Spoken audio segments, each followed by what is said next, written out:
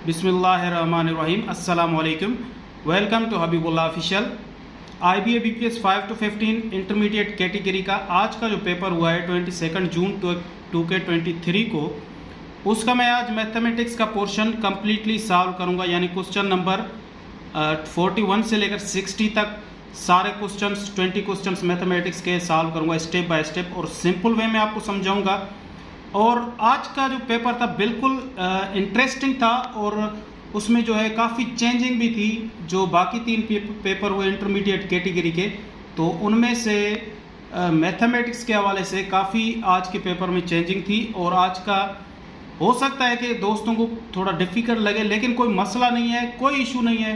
आप वीडियो को कम्प्लीटली देखें, स्टेप बाय स्टेप मैं सारी चीज़ें, सारे प्रॉब्लम्स आपको आसान तरीके में इंशाल्लाह समझाने की कोशिश करूँगा। और 1 बाय 1 जो भी प्रॉब्लम्स हैं उनको सॉल्व करता जाऊंगा। आप देखते रहें और चैनल पे नए तो चैनल को सब्सक्राइब करें और वीडियो को लाजमी कम्प्लीटली देखें, काफ़ी फ़ायदा होगा इंशाल्लाह आपको। और जो भी पेपर होंगे कल परसों जो भी होंगे, तो उनके लिए लाजमी है कि वो हर चीज़ स्टेप बाय स्टेप देखें। तो क्वेश्चन नंबर 41 है, the value of log base √10 10 is dash dash. यानी ये किस चीज़ के बराबर है। लॉग पे मैंने पहले भी वीडियो भी बनाया हुआ है और ये पास्ट पेपर का जो प्रॉब्लम जो हुए हैं उनके टाइप का प्रॉब्लम है। जिसने भी वो देखे होंगे वीडियोस, तो लाजमी उन्होंने आसानी के साथ ये प्रॉब्लम हल किया होगा। तो ये क्या है, ये है log base √10 10 is equal to, suppose करेंगे ये x के बराबर है। और इसका फार्मूला क्या है, यहाँ पे जो फार्मूला है log a b is equal to n, मैंने आपको पहले बताया था। अब log को जब हम एक्सपोनेंट फॉर्म में कन्वर्ट करेंगे, यहाँ पे देयरफॉर की ये सिंबल है, तो जब इसको कन्वर्ट करेंगे, log को ख़त्म करेंगे, तो ये हो जाएगा a power n is equal to b। जिसको भी ये फार्मूला याद होगा तो लाजमी उसने आसान तरीके से ये सॉल्व किया होगा। तो log को ख़त्म करेंगे, यहाँ पे √10 पावर देंगे x बराबर होगा ये 10 के। अब यहाँ पे 10 लिखते हैं, फिर अंडर की जगह मैं यहाँ पे लिखता हूँ 1/2, क्योंकि अंडर जो है वो 1/2 पावर 1/2 के बराबर होता है। तो इसके ऊपर x बराबर 10। अब जब भी आपको पता है, मैंने आपको पहले भी बताया था कि पावर के ऊपर पावर आ जाए तो वो मल्टीप्लाई होते हैं। तो इसको हम इस तरह भी लिख सकते हैं 1/2x इज इक्वल टू 10। तो यहाँ पे देखें बेस सेम आ गए, तो यहाँ पे ये एक दफ़ा टेबल लगेगा, यहाँ पे भी एक दफ़ा। तो हमारा फाइनली क्या चीज़ आएगा, 1/2x इज इक्वल टू, यहाँ पे बचेगा 1। ये एक दफ़ा टेबल लगा, यहाँ पे भी एक दफ़ा। अब इसको करेंगे बाय क्रॉस मल्टीप्लिकेशन BCM। तो क्योंकि हमें वैल्यू चाहिए x की, तो बाय क्रॉस मल्टीप्लिकेशन में ऊपर वाला नीचे और नीचे वाला ऊपर चला जाएगा। 2 मल्टीप्लाई बाय 1 और 1/1, यानी x बराबर होगा 2 के। यहाँ पे जब 2 मल्टीप्लाई होगा ऊपर 1 के साथ। सो the correct answer of question number 41 is 2। जिसने भी ये मार्क किया उसका बिल्कुल करेक्ट आंसर है। अच्छा, उसके बाद है question number 42, the value of cosec square 45 degree -1। बिल्कुल ही सिंपल। इस पे भी मैंने जो ट्रिग्नोमेट्रिक के टेबल के हवाले से मैंने वीडियो बनाया हुआ है। जिन भी दोस्तों ने देखा तो काफ़ी उनको फ़ायदा हुआ होगा। सारे वैल्यूज़ वहाँ पे मैंने मेंशन किए हुए हैं, साइन, कोसाइन, सेक, कोसेक, टेन, थीटा का, थीटा के जो भी वैल्यूज़ हैं डिग्रीज़ के हवाले से। तो बिल्कुल ही आसान है ये। तो इसको पहले मेंशन करें, इस तरह लिखें आप, कोसेक 45 डिग्री। अब इसको इस तरह लिखें, ये लिखा हुआ है या ये लिखें, बिल्कुल सेम चीज़ है, कोई मसला नहीं है, कोई परेशान की बात नहीं है। -1 सेम। अब कोसेक को हम कोसेक 45 डिग्री को कन्वर्ट करें तो वो बराबर होता है 1/sin 45 के। या डायरेक्ट अगर आप टेबल आपको याद है तो कोसेक 45 डिग्री है, उसकी जो वैल्यू है वो है √2। तो ये √2 के बराबर है कोसेक 45 डिग्री, और इसके ऊपर स्क्वायर यहाँ पे -1। अब देखें अंडर रूट भी है और इसको हम इस तरह लिख सकते हैं 1/2 पावर में, और ये 2 -1। डायरेक्टली आप ख़त्म करें तो भी ठीक है, यहाँ पे समझें तो भी ठीक है। अब जाहिर सी बात है, पावर के ऊपर पावर आ जाए तो वो मल्टीप्लाई होंगे, 1/2 मल्टीप्लाई बाई 2 -1, ये पावर में नीचे है, ये ऊपर है, यहाँ पे एक दफ़ा, यहाँ पे एक दफ़ा, तो यहाँ पे ये आ जाएगा 2 पावर 1, 2 पावर 1 2 के बराबर होगा, तो 2 - 1 is equal to 1। So the correct answer of question number 42 is 1। जिसने भी ये मार्क किया है उसका बिल्कुल ही ये करेक्ट आंसर है। क्वेश्चन नंबर 43 है the 175 bats are dash dash fraction of bats 700। तो जाहिर सी बात है, अब पहले चेक करें, यहाँ पे बैट्स हैं, यहाँ पे बैट्स हैं, इनका हमें फ्रैक्शन फॉर्म में इनको लिखना है। तो यहाँ पे कैसे लिखेंगे, 175 डिवाइडेड बाय 700, ये फ्रैक्शन फॉर्म में है। अब इनको टेबल लगा के छोटा करते जाएं, यहाँ पे 5 का टेबल लगाएं इसको, 175 को, नीचे वाले को भी लगाएंगे।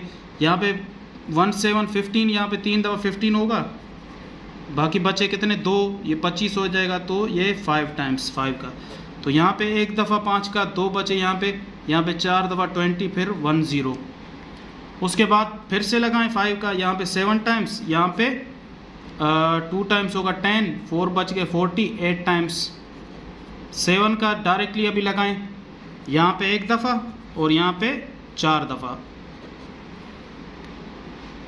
4 × 7 इज इक्वल टू 28। तो यहाँ पे इसका जो आंसर आएगा 1/4।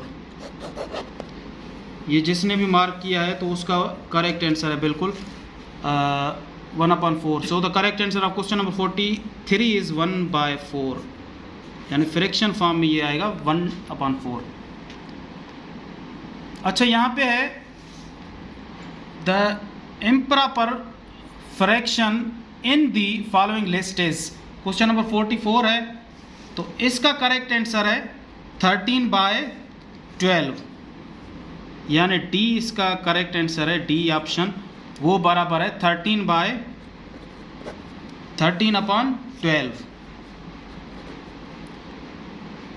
यहाँ पे 13/12 is the correct answer of question number 44। Improper fraction वो होता है जिसमें न्यूमरेटर ग्रेटर देन डिनोमिनेटर, वो होता है इम्प्रॉपर। प्रॉपर वो है जिसमें denominator is greater than numerator. तो ये मैंने आपको पहले भी समझाया है, तो यहाँ पे भी आप देख लें, इसका ये करेक्ट आंसर है। अच्छा, क्वेश्चन नंबर 45 है, ये अलजेब्रिक इक्वेशन से रिलेटेड है, बिल्कुल ही सिंपल है। इस पे मैं इंशाल्लाह अगर किसी दोस्त को ये समझ में नहीं आए, मैं आसान तरीके में समझाऊंगा, समझ में नहीं आया तो फिर भी बताए वो, मैं इंशाल्लाह इस पर एक एक्स्ट्रा वीडियो भी बनाऊंगा ताकि अलजेब्रिक इक्वेशन को कैसे सॉल्व किया जाता है स्टेप बाय स्टेप। तो सबसे पहले ये 5y divided by 4 plus 20/4 is equal to 15। यहाँ पे हमें द वैल्यू ऑफ y निकालना है। क्वेश्चन नंबर है 45। तो सबसे पहले इनकी हमें लेनी है एलसीएम। एलसीएम आएगी 4, तो यहाँ पे 4 का जो है टेबल एक दफ़ा लगेगा, तो 1 मल्टीप्लाई बाय 5y, ये होगा 5y प्लस 4 पे 4 का एक दफ़ा, तो 1 मल्टीप्लाई बाय 20 होगा, बराबर होगा ये 15, सेम रखेंगे। अब इस पे भी हम करेंगे बाय क्रॉस मल्टीप्लिकेशन, BCM। तो बाय क्रॉस का मतलब है ये ऊपर वाला नीचे वाला ऊपर वाले के साथ मल्टीप्लाई, और यहाँ पे कुछ नहीं है तो 1 है, तो ये 1 नीचे वाला ऊपर वाले के साथ मल्टीप्लाई होगा। अब 1 मल्टीप्लाई करेंगे तो सेम ही आएगा, तो इसको कैसे लिखेंगे, 5y plus 20 is equal to 4 multiply by 15 कितना होगा, ये होगा 60। बिल्कुल ही सिंपल हो गया इक्वेशन। अब y का वैल्यू हमें रखना है यहाँ पे, तो y को रखेंगे, दूसरे निकाल दे जाएंगे, तो 5y is equal to 60 minus 20, यहाँ पे प्लस है, दूसरी तरफ माइनस में हो जाएगा, तो 5y इज इक्वल टू 60 में से 20 गए तो कितने बचे 40। बिल्कुल ही आसान हो गया। y इज इक्वल टू 5 इसके साथ मल्टीप्लाई में है तो दूसरी तरफ जाएगा तो वो डिवाइड में आ जाएगा, यहाँ पे 5, यहाँ पे एक दफ़ा, यहाँ पे 8 टाइम्स। सो y का जो वैल्यू आया है वो आया है 8, यानी 8 is the correct answer of question number 45। अब आप इसको चेक भी कर सकते हैं आपका आंसर करेक्ट है या इनकरेक्ट है। तो यहाँ पे y की जगह वैल्यू पुट करें, 5y यानी 5 मल्टीप्लाई बाई 8, ये हो क्या कितना, ये हो जाएगा 40, 40 डिवाइडेड बाई 4 ये 10 होगा, और 20 बाई 4 ये होगा 5, तो 10 प्लस 5 15 के बराबर है, दोनों बराबर हो जाए तो आपका क्वेश्चन करेक्ट है। आप इसको चेक और वेरीफाई भी कर सकते हैं। अच्छा, उसके बाद है question number 46, the value of 490 is equivalent 490 divided by 700 is equivalent to. बिल्कुल ही सिंपल है, इसको हम डिवाइडेड बाय 700। तो सबसे पहले हम इसका जो है 10 बार वाला ये ख़त्म करेंगे, ये ख़त्म करेंगे, यानी 49 डिवाइडेड बाय 70 बच जाएगा।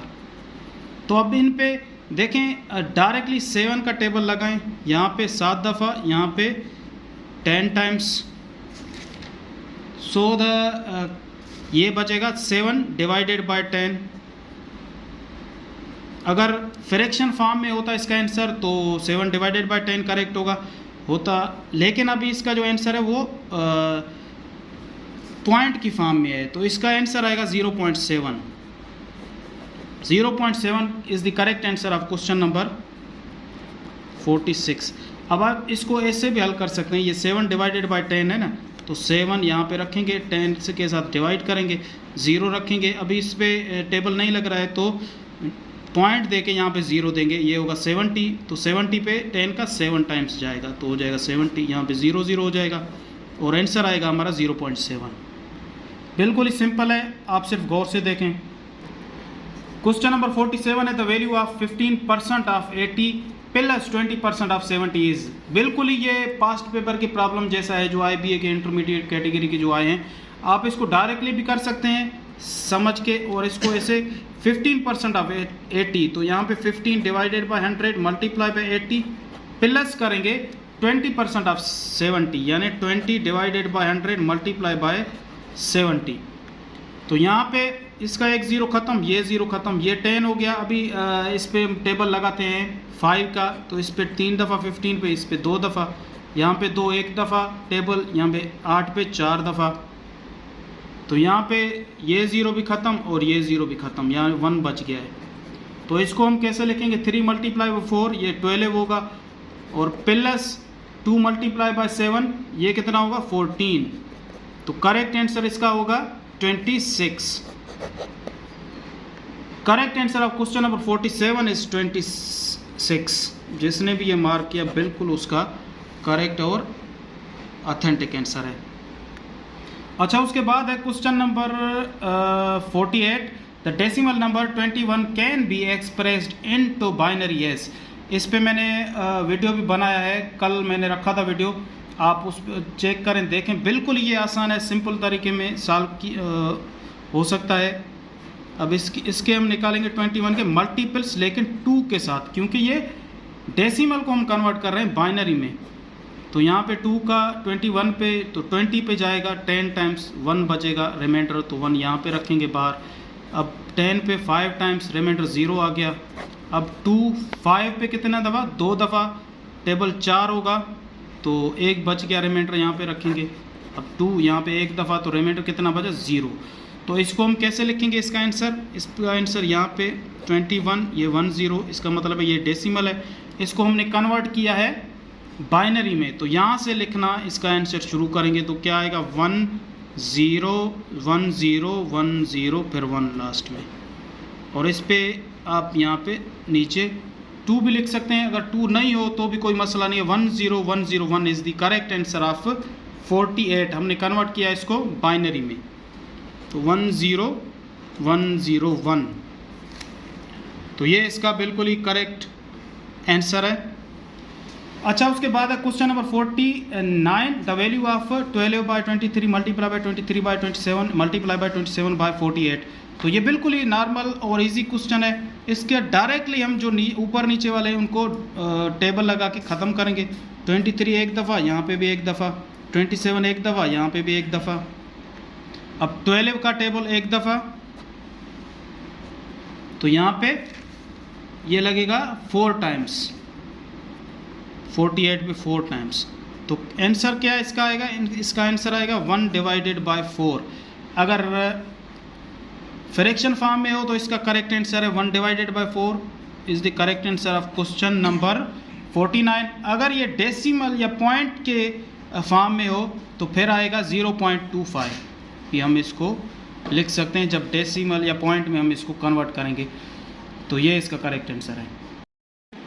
क्वेश्चन नंबर 50 है if a is equal to set a is equal to 1 2 3 6 and b is equal to 2 4 5 7 then a काट b इज इक्वल टू कितने के बराबर होगा।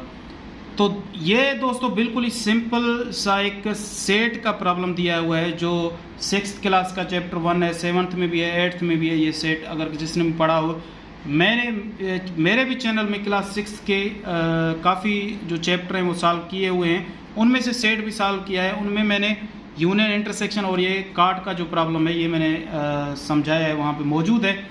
जिसने भी वो देखा होगा तो उसके लिए बिल्कुल ही ये आसान है।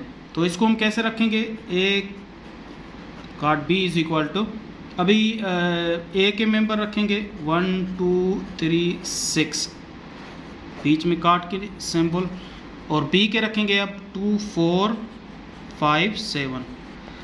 अब ए कार्ड बी में क्या होता है कि कार्ड के इसमें जो भी मेंबर सेम होते हैं दोनों सेट्स में, वो हम काट देते हैं, वो ख़त्म कर देते हैं, वो नहीं रखते हैं, और जो बच जाते हैं वो रखते हैं। लेकिन यहाँ पे जो आगे वाला सेट होगा उसके मेंबर्स रखेंगे, बी वाले नहीं रखेंगे। यहाँ पे बच जाएगा, ये नहीं रखेंगे, सिर्फ ये रखने हैं हमें। अभी देखिए ए यहाँ पे 1 यहाँ पे है सेट बी में, यहाँ पे नहीं है तो 1 रखेंगे। 2 है, हाँ बिल्कुल है, तो ये नहीं रखेंगे, ये ख़त्म हो गया समझे। 3 है यहाँ पे, 3 नहीं है तो 3 रखेंगे, और 6 भी नहीं है, 6 भी रखेंगे। अब यहाँ पे देखें 4 भी बच गया, 5 भी बच गया, और 7 भी बच गया, तो ये हम नहीं रखेंगे क्योंकि हमें जो भी आगे वाला यहाँ पे सेट होगा पहले वाला, तो उसके सिर्फ मेंबर्स जो बचेंगे वो रखेंगे। सो the correct answer of question number 50 is 136। 136 ये आप थोड़ा चेक करें अच्छी तरह से।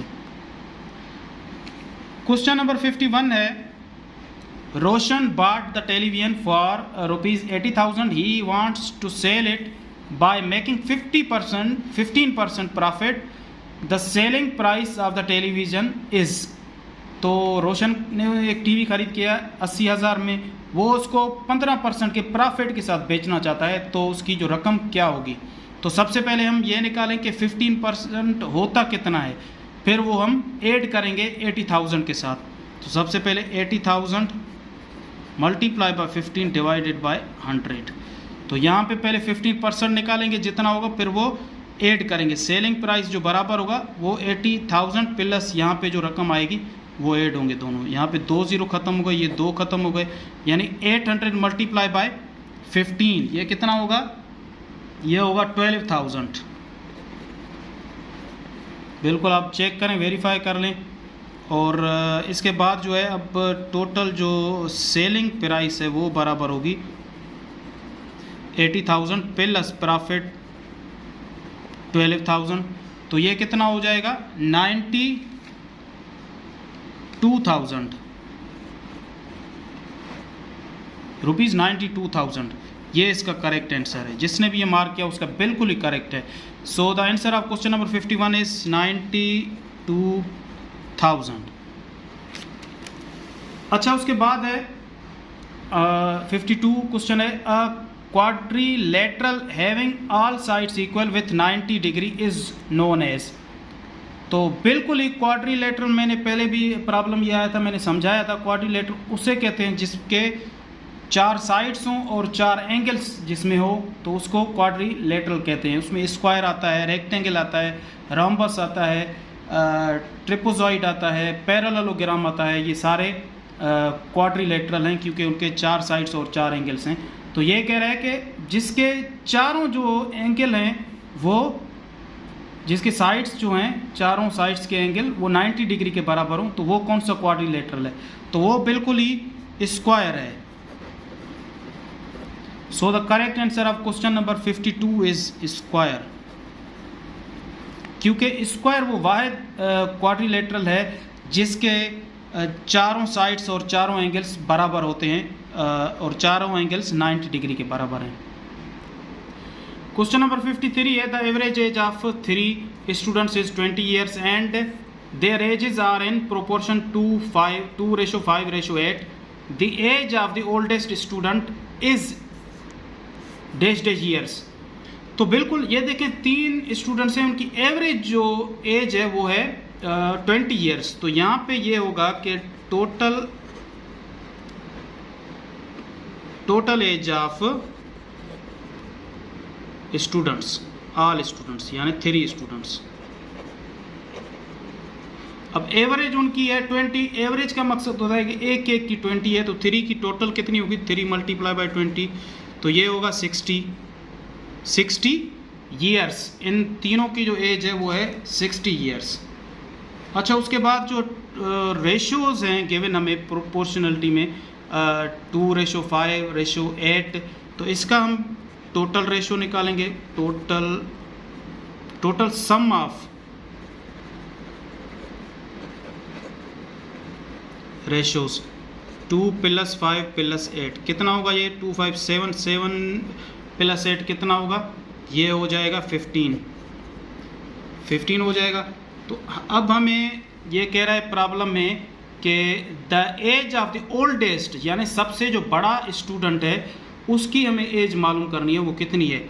जाहिर सी बात है जिसकी रेशो ज़्यादा होगी उसकी एज भी ज़्यादा होगी। तो 8 जो है बिल्कुल ओल्डेस्ट स्टूडेंट है, तो इसका हमें एज मालूम करना है। तो इसका क्या फार्मूला है, इसका जो फार्मूला है इसको कैसे सॉल्व करेंगे, इसका जो रेशो हमें गिवन है 8 डिवाइड करेंगे टोटल जो सम है वो कितना 15, उसको मल्टीप्लाई करेंगे टोटल एज के साथ यानी 60 के साथ। तो यहाँ पे एक दफ़ा, यहाँ पे 4 दफ़ा, तो ये आ जाएगा 8 × 4 32 years is the age of oldest student. तो जिसने भी ये मार किया, क्वेश्चन नंबर 53 का जो करेक्ट आंसर है वो है 32। जिसने भी ये मार्क किया बिल्कुल ही उसकी ये आंसर करेक्ट और ऑथेंटिक है। अच्छा, उसके बाद है question number 54। If 12 employees take 20 days to complete a project, the number of employees will complete the project in 10 days। ये बिल्कुल ही आसान है और ये रेशो और प्रोपोर्शन का प्रॉब्लम है। और इसमें रेशो और प्रोपोर्शन के प्रॉब्लम्स में के 2 टाइप होते हैं, एक डायरेक्ट प्रोपोर्शन होता है, एक होता है इनडायरेक्ट। तो डायरेक्ट वो प्रोपोर्शन हो जिसमें कोई चीज़, एक चीज़ बढ़ाई जाए तो दूसरी बढ़ जाए, और इनडायरेक्ट वो है कि एक चीज़ बढ़ाई जाए तो दूसरी वो कम हो जाए, तो वो इनडायरेक्ट प्रोपोर्शन है। वो उस पर भी मैं इंशाल्लाह डिटेल्ड वीडियो बनाऊंगा एक। तो फ़िलहाल जल्दी में ये प्रॉब्लम सॉल्व करते हैं। तो अब एम्प्लॉइज लिखेंगे हम, और उसके साथ यहाँ पे डेज या टाइम लिखेंगे, टाइम इन डेज। तो सबसे पहले एम्प्लॉइज कितने हैं, पहले 12 हैं, वो कितने दिन ले रहे हैं 20। अब जाहिर सी बात है जब डेज कम हो गए तो एम्प्लॉइज बढ़ जाएंगे, ये तो जाहिर सी बात है। डेज कितने हुए 10, तो एम्प्लॉइज कितने हो गए, तो सपोज करेंगे वो एम्प्लॉइज एक्स हैं। तो यहाँ पे इसमें ये है कि अभी हम इसका रेशो एंड प्रोपोर्शन बनाएंगे। ये हमारा प्रॉब्लम है इनडायरेक्ट प्रोपोर्शन का, क्योंकि इसमें डेज बढ़ रहे हैं तो एम्प्लॉइज डेज कम हो रहे हैं तो एम्प्लॉइज जाहिर बात है कि वो बढ़ जाएंगे। तो इसको यहाँ पे ऐसे तीर का निशान जाएगा और इसको ऐसे लिखेंगे हम नीचे करके। तो ये कैसे लिखेंगे, पहले एक्स लिखेंगे, फिर रेशो 12 प्रोपोर्शन की निशानी, उसके बाद 20 ऊपर वाला, फिर 10। अब बाहर वालों के साथ और नीचे वालों के साथ बिल्कुल ही अब सिंपल हो गया ये। तो इसको कैसे लिखेंगे, x × 10 कितना होगा 10x, और 12 × 20 कितना होगा 240। तो अभी वैल्यू x का चाहिए हमें, तो यहाँ पे 240 डिवाइडेड बाय 10 करेंगे, तो यहाँ पे ये एक दफ़ा, यहाँ पे 24 दफ़ा लग जाएगा। तो x की जो वैल्यू आएगी वो आएगी 24। यानी करेक्ट आंसर अगर डेज 10 हो जाएंगे तो यानी तो एम्प्लॉइज़ कितने होंगे 24 होंगे। आप इसको डायरेक्टली भी समझ सकते हैं, अभी 12 एम्प्लॉइज़ काम कर रहे हैं, कोई भी काम कर रहे हैं, कंप्लीट कर रहे हैं 20 दिनों में, तो 10 दिनों में कितने एम्प्लॉइज़ काम करेंगे उस टाइम को कंप्लीट, उस प्रोजेक्ट को कंप्लीट करने में। तो जाहिर सी बात है 20 का आधा जो है 10 है, तो इसका 12 का डबल हो जाएगा 24। तो so the correct answer of question number 54 is 24। Question number 55 है the ratio of 1 hour to 300 minutes is. तो सिंपली हम इसका जो है हम रेशो लिखेंगे और सिंपलीफाई इसको करते जाएंगे। तो इसको कैसे लिखेंगे 1 आवर यहाँ पे, और यहाँ पे लिखेंगे रेशो का सिंबल देंगे और 300 मिनट्स लिखेंगे। अब देखिए यहाँ पे आवर है, यहाँ पे मिनट है, या तो इसको भी हम आवर करें या फिर इसको भी मिनट्स में कन्वर्ट करें। 1 आवर बराबर होता है 60 मिनट्स के, क्योंकि हमेशा कंपैरिजन जो होता है, रेशो है कंपैरिजन एक किस्म की ना, तो कंपैरिजन हमेशा बराबर वालों में, यानी उनके जो यूनिट्स होते हैं वो भी बराबर होने चाहिए, तो फिर उनका एक ही चीज़ हो सेम, तो उनका जो है कंपैरिजन होता है।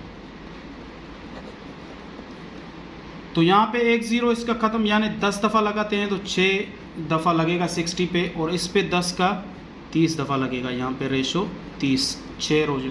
अब 6 पे 1 दफ़ा टेबल लगेगा 6 का, और इस पे लगेगा 5 दफ़ा, तो यहाँ पे 1:5, ये इसका हो जाएगा answer. So the correct answer of question number 55 is 1:5। जिसने भी ये मार्क किया बिल्कुल उसका करेक्ट आंसर है। क्वेश्चन नंबर 56 है, Akhtar is 2 years older than Barkat who is twice as old as Shafqat. If the total of the ages of Akhtar, Barakat and Shafqat be 27, then the age of Shafqat is dash dash years। बिल्कुल simple problem है, as problem है, पहले भी problem हमने इस type के solve किए हैं, आप इसको सिर्फ अब देखें। Akhtar is 2 years older than बरकत, बरकत से अख्तर बड़ा है 2 साल। Who is twice as old as शफकत, तो जो शफकत का है उससे 2 दफ़ा ट्वाइस बड़ा है बरकत। तो यहाँ पे सबसे पहले हम एज लिखेंगे शफकत की, सपोज करें कि उसकी एज है 1 years। अब जाहिर सी बात है बरकत ट्वाइस है, तो बरकत की जो एज है वो है 2x। उसके बाद हम अख्तर की एज लिखेंगे, अख्तर की एज है वो 2 साल बड़ा है बरकत से, तो 2x + 2। आप एज प्रॉब्लम में हमेशा सेंटेंस के हिसाब से उसको पढ़ते जाएं, फिर आप ये वैल्यूज़ रखते जाएं। तो अभी क्या करना है हमें, if the total ages of Akhtar, Barkat and शफकत, तो तीनों की जो एजेस हैं टोटल एजेस, तो हम इनको ऐड करेंगे, यानी x + 2x + 2x + 2 = 27। तो यहाँ पे x ये भी 2x ये 4, 2x ये कितना होगा 2x 4x, ये 1 से 5x, और ये 2 दूसरी तरफ चला जाएगा, यानी 27 - 2, तो 5x बराबर हो जाएगा 25 के। तो हमें x की वैल्यू चाहिए, x की वैल्यू यहाँ पे आएगी 25 / 5, तो यहाँ पे 1 दफ़ा टेबल, यहाँ पे 5 दफ़ा, तो x की जो वैल्यू आएगी वो 5 आएगी। अब कह रहा है ये क्वेश्चन में, देन द एज ऑफ शफकत, शफकत की सबसे पहले हमने क्या एज लिखी, वो लिखी है x, तो x की जो हमें वैल्यू मिली है वो है 5 या 5 years। So the correct answer of question number 56 is 5। जिसने भी मार्क किया बिल्कुल इसका ये करेक्ट और ऑथेंटिक आंसर है। क्वेश्चन नंबर 57 है, 4 अजरक्स cost ₹800, then the cost of 5 अजरक्स विल बी। अब देखिए ये सिंपली आप आसान तरीके के साथ यहाँ पे भी कर सकते हैं। अगर 4 अजरक की कीमत है 800, तो एक की क्या होगी 200, देन 5 अजरक्स विल बी, तो मल्टीप्लाई करेंगे 200 को 5 के साथ, तो 1000 हो जाएगा। लेकिन अगर आप स्टेप बाय स्टेप समझेंगे तो यहाँ पे समझें कि 4 अजरक, यानी 4 अजरक = कितनी उसकी कास्ट है 800, तो 1 अजरक की क्या होगी कास्ट 1 अजरक = 800। इसको डिवाइड करेंगे दूसरी तरफ जाके 800 के साथ, तो यहाँ पे 1 दफ़ा, यहाँ पे 2 दफ़ा, 200 आ जाएगा यहाँ पे। तो 1 अजरक की जो कीमत है वो है 200। पहले 1 की निकालें, फिर आप 5 की निकालें। तो अब क्या है, cost of, therefore cost of 5 अजरक्स विल बी 200 × 5, कितना हो जाएगा 1000 rupees, 1000। So the correct answer of question number 57 is 1000 या ₹1000। अच्छा, उसके बाद है question number 58, the greatest common divisor GCD ऑफ 2 numbers is 11 while their least common multiple LCM is 66. If the one of the numbers is 22, then the other number is, तो इसमें क्या है, एक नंबर 22 है तो दूसरा नंबर कितना आएगा। तो सबसे पहले इसका फार्मूला क्या है आप उसको समझें। इसका जो फार्मूला है वो है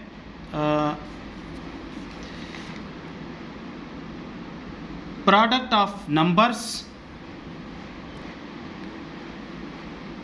numbers is equal to product of GCD and LCM। तो इसको कैसे लिखेंगे, अभी GCD ग्रेटेस्ट कॉमन डिवीज़र वो बराबर है 11 के, और LCM जो बराबर है वो है 66।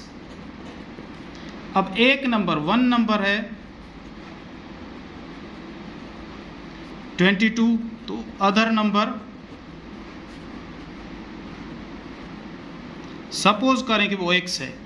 तो इसका फार्मूला क्या है, फार्मूला ये है कि टोटल नंबर्स यानी ये दोनों नंबर्स यानी 22 मल्टीप्लाई बाय x, इन दोनों का प्रोडक्ट बराबर होगा, प्रोडक्ट कहते हैं मल्टीप्लिकेशन को, याद रखिए, product of GCD and LCM यानी 11 मल्टीप्लाई बाय 66। मैं ये डायरेक्ट इसलिए कर रहा हूँ कि टाइम का थोड़ा इशू है। ये हो जाएगा 22x बराबर 11 मल्टीप्लाई बाय 66 आप जब करेंगे तो वो हो जाएगा 726। तो यहाँ पे हमें x की वैल्यू चाहिए, तो x बराबर हो जाएगा 726 डिवाइडेड बाय 22। अब इस पे जो है आप डायरेक्टली लगाएं या आप स्टेप बाय स्टेप यहाँ पे 2 का लगाएं। पहले यहाँ पे एक दफ़ा यहाँ पे 3 दफ़ा 6 हो जाएगा, यहाँ पे 12 हो जाएगा, तो 6 दफ़ा, यहाँ पे 6 पे 3 दफ़ा, तो यहाँ पे 11 का ये लगाएं एक दफ़ा, 3 दफ़ा 33 होगा, और यहाँ पे 3 बच गए, ये या इसके आगे आएंगे 33, तो ये 3 दफ़ा फिर से, यानी ये हो जाएगा 33। तो अदर जो नंबर है अभी फाइंड हमें करना है अदर नंबर, यानी एक नंबर तो हमें मिल गया 22, दूसरा जो नंबर है वो है 33। सो the correct answer of question number 58 is 33। बिल्कुल ही सिंपल और आसान है।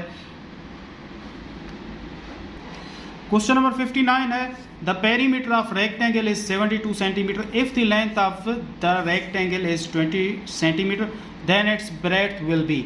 अब जाहिर सी बात है, पेरीमीटर जो होता है वो बाहर की तरफ से, यानी ये जो है ये एक रेक्टेंगल है, इसके जो यहाँ पे ये इसकी मेजरमेंट ब्रेड्थ, ये लेंथ और ये लेंथ, यानी 2 इसमें लेंथ आ गए, ये 2 लेंथ और 2 ब्रेड्थ आ गए, इन सब की मेजरमेंट सबको ऐड हम करेंगे तो वो बराबर होता है पेरीमीटर के। तो पेरीमीटर ऑफ रेक्टेंगल बराबर होता है असल में 2 लेंथ प्लस ब्रेड्थ, ये रेक्टेंगल के पेरीमीटर का फार्मूला है। या इसको ऐसे भी लिख सकते हैं कि perimeter is equal to 2 length plus 2 breadth. अब जाहिर सी बात है हमें पेरीमीटर गिवन है, तो क्या वैल्यू है पेरीमीटर की, 72 सेंटीमीटर, 72 रखेंगे, और उसकी जो लेंथ है वो कितनी है 20, यानी 2 मल्टीप्लाई बाय 20। अब ब्रेड्थ जो है हमें फाइंड करना है, तो बिल्कुल ही आसान तरीके में आप इक्वेशन अब बन के आए, अब इसको सॉल्व करते जाएं। यहाँ पे 72 आएगा, बराबर हो जाएगा 2 मल्टीप्लाई बाय 20 40 होगा, बराबर प्लस 2b। अब जाहिर सी बात है 2b यहाँ पे रखें या बाद में पहले रखते हैं, ये 40 इसके साथ है, दूसरी तरफ ये जाएगा, ये प्लस में है तो माइनस में हो जाएगा, यानी 72 माइनस 40। तो इसका आंसर 2b बराबर 72 में से 40 जाएगा तो कितना आंसर आएगा 32, और b का हमें वैल्यू चाहिए ब्रेड्थ, वो बराबर हो जाएगा 32 डिवाइडेड बाय 2। यहाँ पे एक दफ़ा, यहाँ पे एक दफ़ा, एक बच गया यहाँ पे, तो 12 हो जाएगा, ये 12 पे 2 का टेबल 6 दफ़ा आएगा, तो 16 सेंटीमीटर, यानी उसकी लेंथ अगर रेक्टेंगल की वो 20 सेंटीमीटर है तो ब्रेड्थ हो जाएगी 16 सेंटीमीटर। करेक्ट आंसर है 16 सेंटीमीटर, जिसने भी मार्क किया उसका बिल्कुल करेक्ट है। The ratio of 2 supplementary angles is 3:7, the difference between these 2 angles. तो सबसे पहले ये रेशो हमें गिवन है इस सप्लीमेंट्री एंगल्स के हवाले से। तो सप्लीमेंट्री एंगल्स वो बराबर होते हैं